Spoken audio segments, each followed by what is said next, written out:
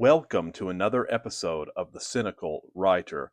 Before we get started, I would just like to remind everyone that if you would like to support this channel, the best way to do that is to purchase my books. And I've left a link in the description section in case you're interested. And my latest book is called The Ecstasy and the Ignominy, which is essentially um, a literary historical novel. It's somewhat a combination of A Tale of Two Cities and Anna Karenina, as well as Crime and Punishment. So, if you would like to help me out, then this is a very good read, in my opinion. Of course, as the writer, I am obviously biased.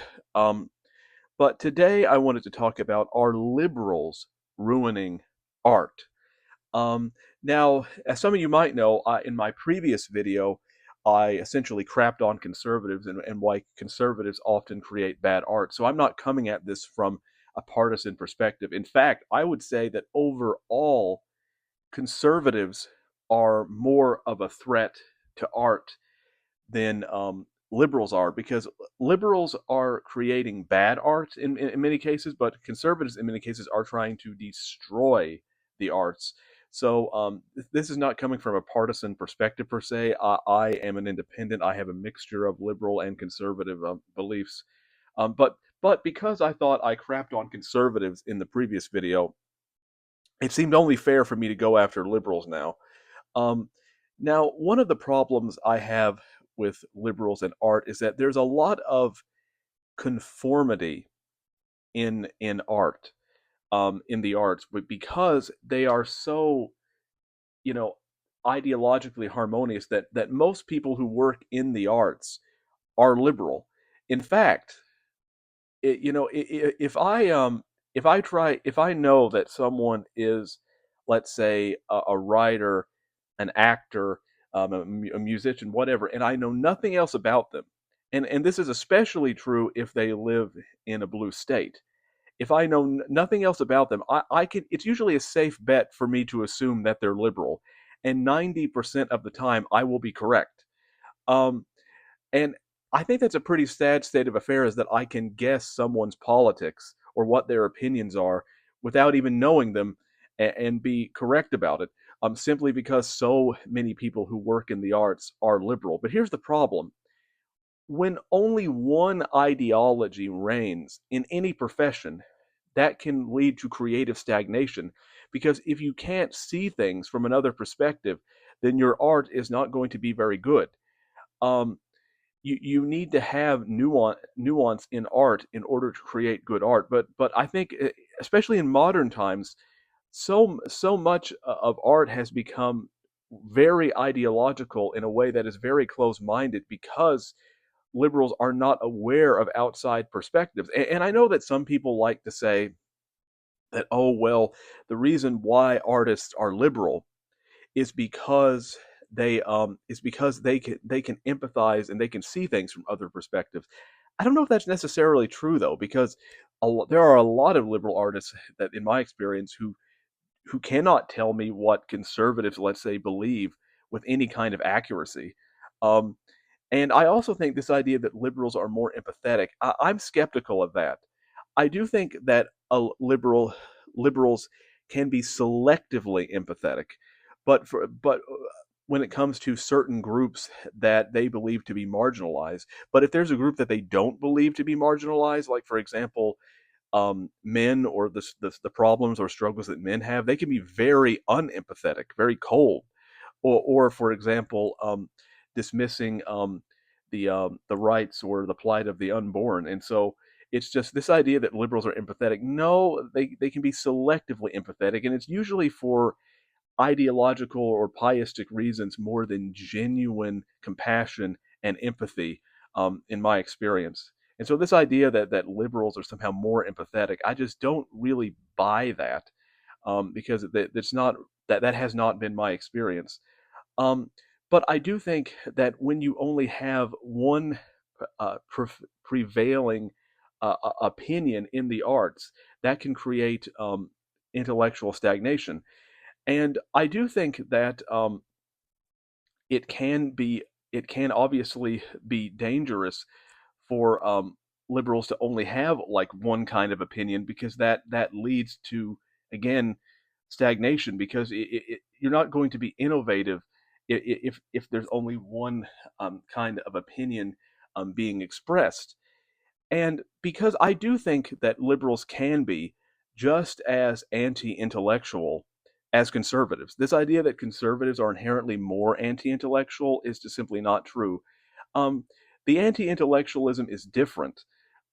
Like, conservatives will typically dismiss art because they don't believe it has any practical use, but liberals can be dismissive of, let's say, intellectual themes within art, because I know some liberals, for example, will dismiss the idea that Shakespeare has any value because they believe that somehow he is a white man and a product of a patriarchy, and that his poetic language is a weapon used by the bourgeoisie to oppress people. And so to me, that's just anti-intellectualism disguised as moral piety.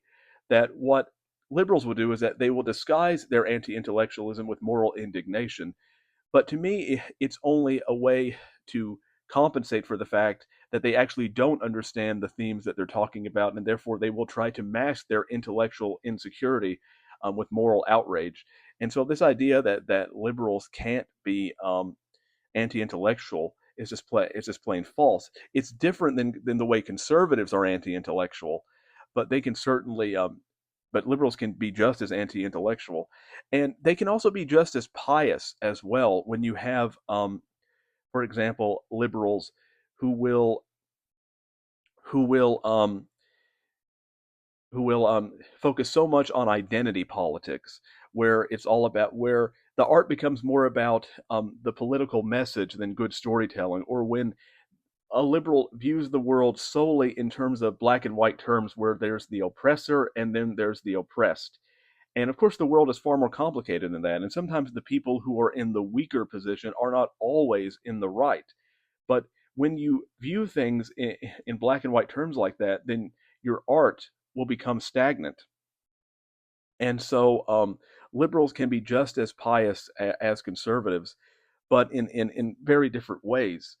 And I ultimately think that good artists, great artists, can transcend um, these ideological barriers. Because to me, great artists, they realize that yes, you need to have innovation. You need to be progressive in that sense. You can't just stick with the past, but at the same time, you also have to adhere to certain principles that made the great art of the past great. There has to be a balance.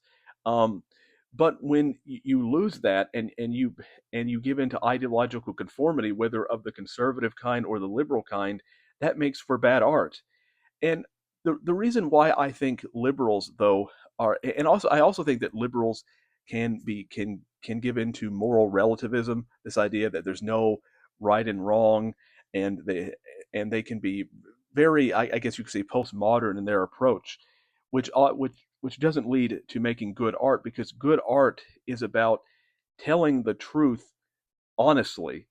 And but but in order for you to tell the truth honestly, you have to actually have an idea of what the truth is, and many liberal artists simply don't.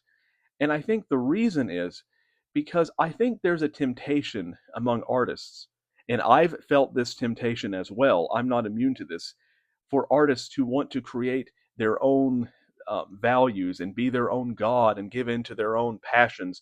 Just as, for example, I think it's the inverse of the mad scientist. The mad scientist, for example, essentially has no empathy, and tries to progress in the name of science using just cold logic alone. Well, the artist faces a similar dilemma, but it's the inverse. Um, in the artist's case, the artist will often give in to their passions, give in to blind empathy, and they will completely discard logic. But obviously that can lead to very bad art being produced if you don't actually have um, a transcendental structure upon which the art can rest, because then you're just going to be lost in a sea of relativism. And I think many artists, especially liberal artists, are prone to that temptation, and I've been prone to it. But I realize at the end of the day that I can't just give in to my passions, that I have to balance that with logic, even if that isn't necessarily always my emotional inclination. But many liberals fall into that temptation. And so I think for those reasons, liberals can create very bad art. That's not to say that conservatives can't create bad art. They can as well.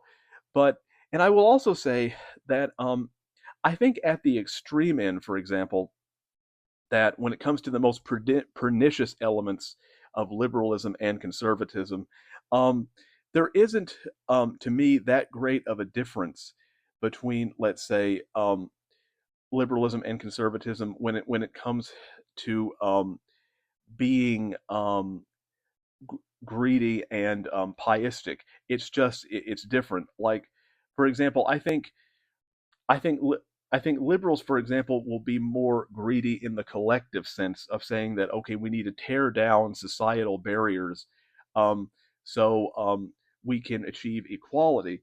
But quite often, it's let's achieve equality by stomping on the rights of other people who we consider to be lesser or who we consider to be our oppressor. With conservatives, it's often more of an individual thing where it's okay. The, the strongest will survive and the weak will perish. But to me, these are very similar philosophies. It's just that one is more collective and the other is more individualist.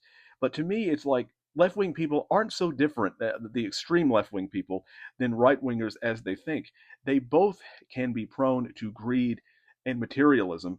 It's just that one tends to manifest more collectively and the other in a more individual sort of way. And I think both extremes can lead to destruction, not just in art, but also in life.